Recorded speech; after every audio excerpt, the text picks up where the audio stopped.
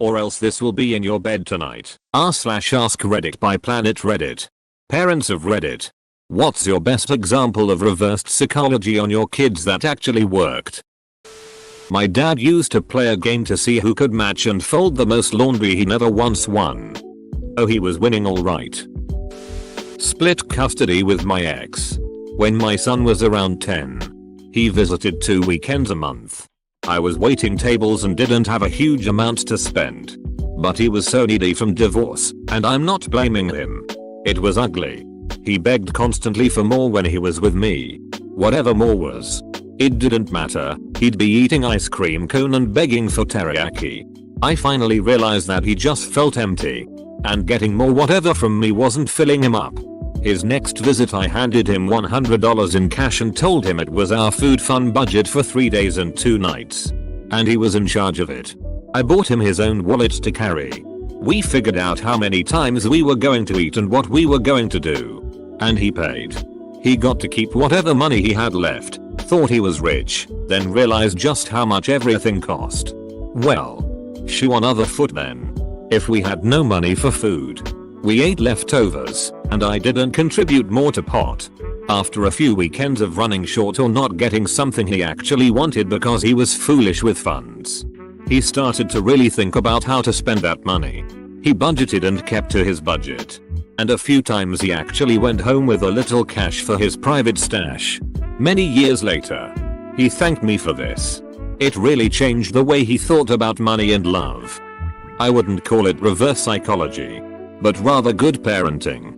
My 11-year now has $50 a month to buy clothes, shoes and has to wash fold his own laundry. Are those $100 Nikes now the only ones you'll consider? Especially since you'll outgrow them in 3 months? And last year's jeans don't fit. So budget for that. Funny how things are no longer balled up on the floor or bought and never worn. We still cover underwear/socks, outerwear/special occasion items. But back to school shopping is much more reasonable now. My mom tried that with my brother. Turns out he didn't care if his pants were several inches too short. Just kept them as they were and used the money for other things.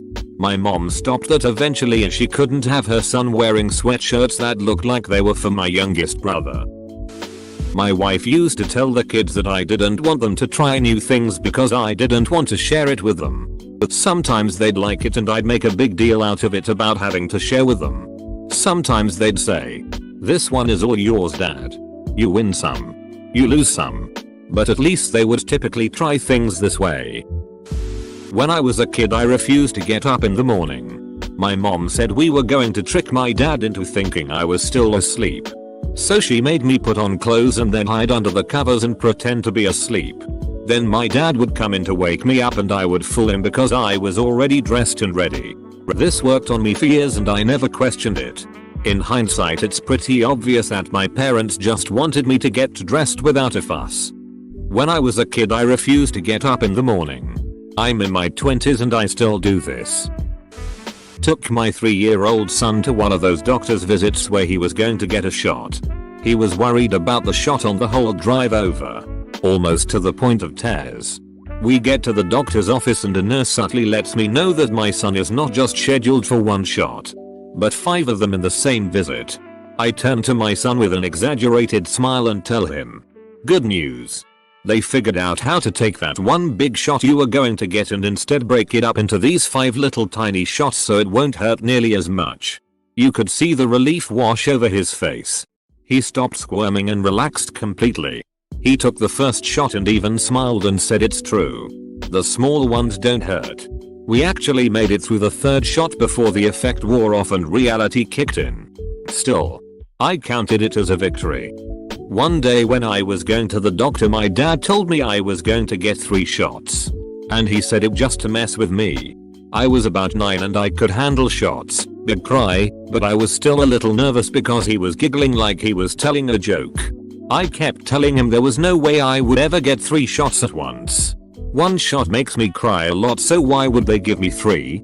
He gave up and was like, "They actually wouldn't give you that many at once, so you'll be fine." Well, we went to the doc and the nurse said I was due for 3 shots. I watched the color drain out of my dad's face. That was the only time they've ever had two nurses hold me down while another nurse administered the shot. I was livid to say the least. Oh no, I laughed so hard at this. Poor you and your dad, lol. No. You cannot take this after school science extracurricular activity. They have robots, lasers, explosions, and other dangerous stuff like that. I don't know if it was truly reverse psychology or an exhausted response out of desperation.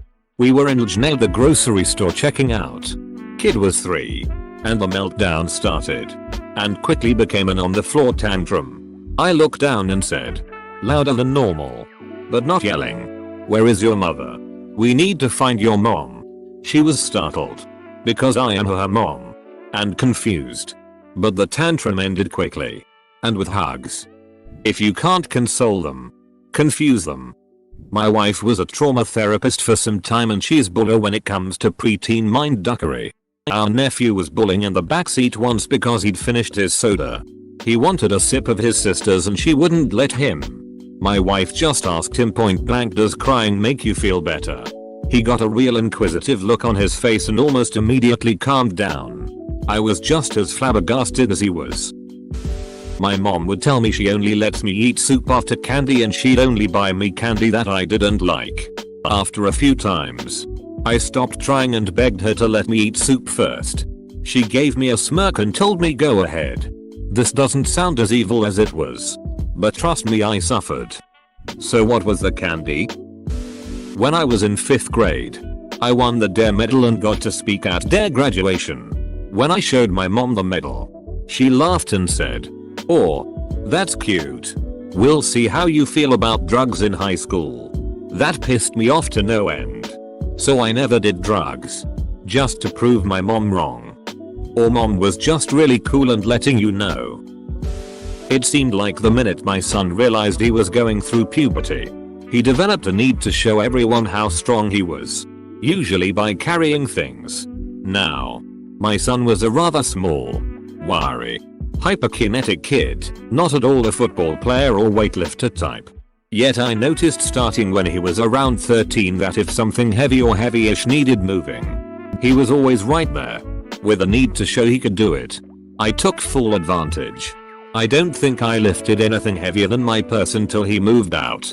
All I had to do was mention that I was going to put X in Y place, put the suitcases in the car for vacation, carry that gigantic load of laundry upstairs, etc. and pretend like it was too heavy for me, and he would appear as if summoned from the universe to do it for me. The reverse psychology aspect was my saying, "Oh my, that looks heavy," and him proving to me that no, it's not. I've always been raised to help where I could. So most of the time when I hear something that needs carrying, I do it. My mother has always struggled with her weight, which made it hard for her to walk around with anything remotely heavy. So I'd always help her. My grandmother, who, in all the time I've known her, has always weighed like 50 kilos, also had a problem lifting heavy stuff. So whenever I could help, I did. It's always nice to be able to help. But I'd never let them think that I helped because I thought they were incapable. I always just bragged really loudly and say stuff like, "Arnold Schwarzenegger," coming through to make it seem like I just wanted to show off, lol. Edit. Thank you for the gold, kind stranger. I don't know what this does, but it does put a smile on my face. I have a 3.5-year-old. He picked up the word "uck." Anytime he said it, I would calmly walk over, grab a fork, and bring it to him. After a few times, he thought he was just mispronouncing the word and dropped it altogether. A guy I know trolled some kids in Ukraine a similar way. This conversation happened in Ukrainian and Russian. Kids, notice foreigner. Start loudly trying out English, swears guy I know. Confused look. I don't speak German. A kid. A couple more swears. Less confidently Jake. Annoyed look, I already told you. Kid. I don't speak German. Kid. It's English. I saw it on TV. Jik. They don't know anything on TV. I'm a freaking American. And those are not our words. Kid. Dot. Oh. Dot. How do you swear in English? Jik. I don't know if I should teach you this. It's a really dirty word. Kids. Teach. Teach. Teach. Jick. Okay. Don't say this around your parents. Got it? Switches to English love. Couple days later. He sees the kids again. Kid. Hey. Love you. You loving sack of